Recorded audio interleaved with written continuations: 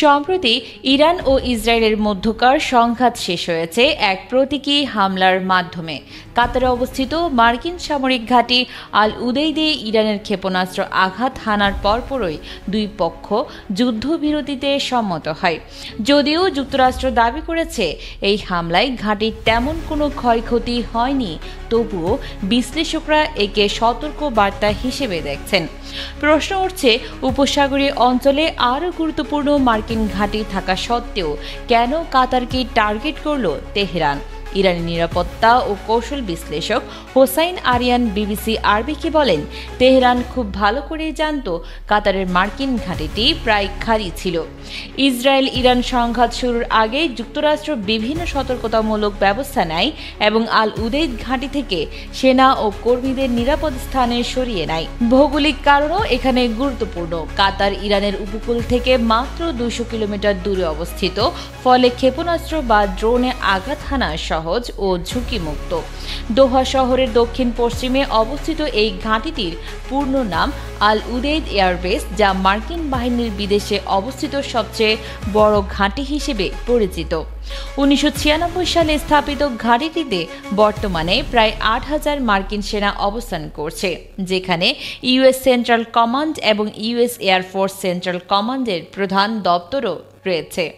বিশ্লেষকদের মতে, ইরান কৌশলগতভাবে এমন একটি ঘাঁটিকে বেছে নিয়েছে যেটি সামরিক দিক থেকে প্রতীকী, কিন্তু সরাসরি যুদ্ধ উস্কে দেওয়ার মতো বিপজ্জনক নয়। এই হামলা ছিল একটি বার্তা, ইরান সক্ষমতা রাখে কিন্তু যুদ্ধ চায় না।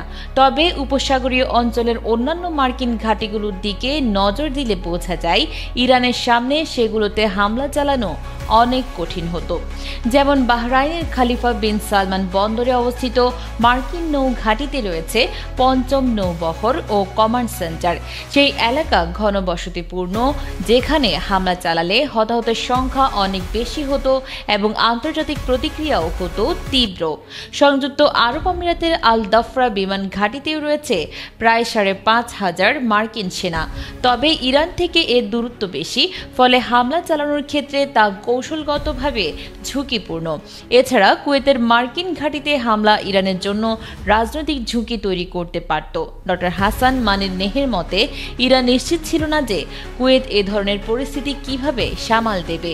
যদি কুয়েত অভ্যন্তরীণ অস্থিরতায় পড়ে যেত, তবে পুরো অঞ্চল অস্থিতিশীল হয়ে উঠত। সব মিলিয়ে বিশ্লেষকরা বলছেন, কাতারে হামলা চালিয়ে ইরান একদিকে নিজেদের সামরিক সক্ষমতা তুলে ধরেছে, অন্যদিকে সরাসরি যুদ্ধ এড়িয়ে গেছে।